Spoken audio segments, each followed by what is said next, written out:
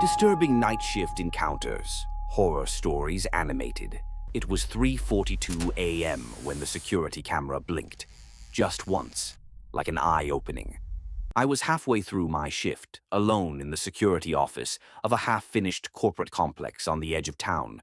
3 buildings, 14 cameras, concrete hallways that smelled like dust and insulation. The kind of place that felt unfinished not just physically, but emotionally, like something had been abandoned halfway through existing. I liked it that way. After my divorce, silence felt safer than people. I was sipping cold coffee, watching the monitors, when camera 7 froze.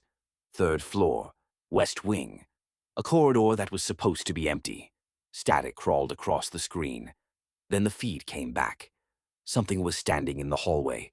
At first I thought it was a shadow cast wrong by the lights. The shape was tall, too tall. Its head nearly brushed the ceiling panels, but its proportions were off. Arms hanging lower than they should. Torso stretched thin like it had been pulled upward. It didn't move, didn't sway, didn't breathe. I checked the timestamp. Live feed. Probably a glitch, I muttered, more for myself than anything. New cameras did weird things sometimes. Then the camera angles shifted, slowly, smoothly, like someone behind the lens was adjusting it by hand. The hallway slid out of frame. The screen now showed the security office. My desk, my chair, my back. I felt a cold rush move through my chest. I spun around. The office was empty, just humming monitors and flickering fluorescent lights. When I looked back at the screens, camera 7 was normal again. Empty hallway. I exhaled, shaky. Nervous laughter bubbled up before I could stop it. Then camera 3 froze. Then camera 11. One by one, every screen glitched, until all 14 monitors showed the same image. Me, from different angles. Some feeds were too close, too detailed. I could see the tension in my shoulders, the slight tremor in my hands. Camera angles that didn't exist. The radio on my desk crackled, not static. Breathing, slow, wet, right against the mic. I grabbed the radio. Hello. My voice sounded thin. The breathing stopped. All the screens went black. Then text appeared, white against the dark. Why are you leaving? The lights overhead flickered violently. I didn't think. I just ran, out of the office, down the stairwell. My footsteps echoed too loud, too fast. Every landing felt longer than it should have been, like the building was stretching. I burst through the exit and into the parking lot, cold night air slamming into me. I didn't stop until I reached my car. Hands shaking, I turned the key. My phone buzzed, a notification from the security app. Motion detected. Security office. Against every instinct, I tapped it. A live feed opened. The office chair was empty, but the camera angle was wrong. Lower than usual, closer to the floor. Then something leaned into view. It had my face, perfectly. Same tired eyes, same stubble, same crooked smile I practiced in mirrors without realizing it. It tilted its head. The feed cut out. The next morning, my supervisor called, angry, said all the cameras had recorded normally all night, except one detail. From 3:42 a.m. onward, every feed showed the security office, empty, except for a man sitting in the chair, smiling. They say I never came back inside.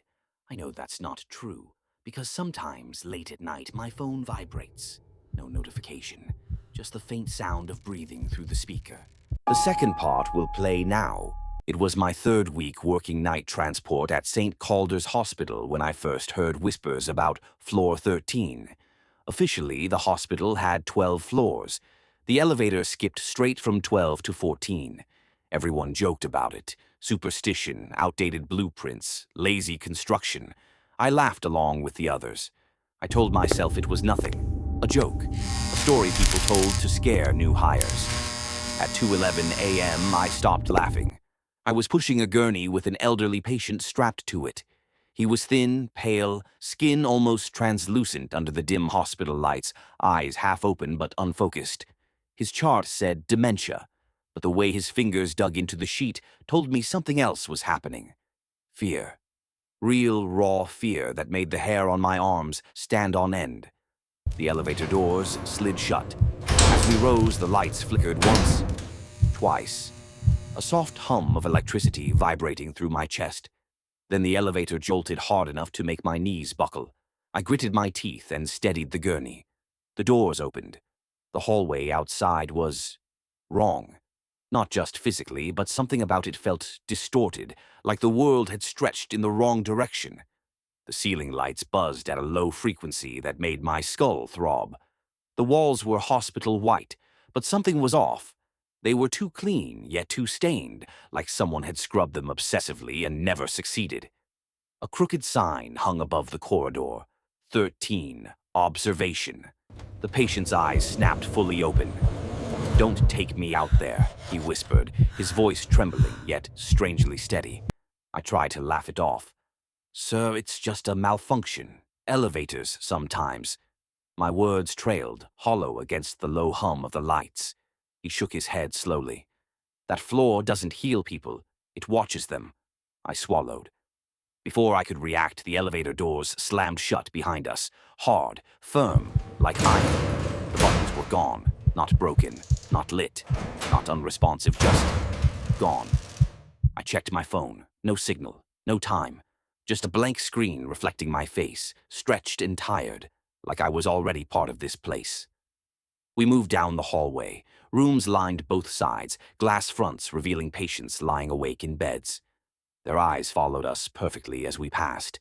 No blinking, no twitching. Just awareness.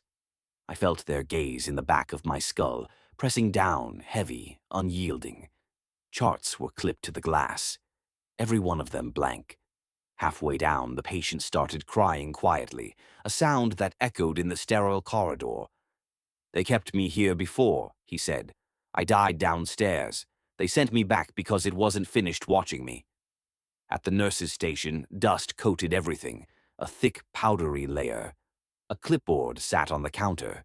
My name was written on it. Shift start, 11 p.m., shift end. Behind the desk was a mirror. I looked wrong in it. Older, thinner, eyes hollowed out like I hadn't slept in years, like someone who belonged here, someone who had already been claimed by this floor. The lights went out. When they came back on, the hallway had changed. The doors to the rooms were open now. The beds were empty, except for one. At the far end of the hall, the patient was gone from the gurney. His voice came from behind me. "You don't leave observation once it knows you." I turned. He was strapped to the bed, calm, eyes clear. "You'll understand after your first shift ends," he said almost softly, almost as if he were warning me, not just stating fact. The lights flickered violently. I blinked against the sudden glare. The floor beneath me seemed to ripple for a moment, like water frozen mid-wave. I woke up inside the elevator, doors opening to a normal hospital floor. Nurses rushed past, monitors beeped. My gurney was empty. They told me the patient had died hours earlier, before I ever transported him. Security footage showed the elevator never stopped. I quit the next day. But every night at 2:11 a.m., my phone vibrates. No message, no signal. Just a notification from an app I never installed. Observation active. Shift ongoing. And sometimes, when I stare at the reflection in my phone, I swear I see a pair of tired eyes staring back, watching, waiting. Thanks for watching.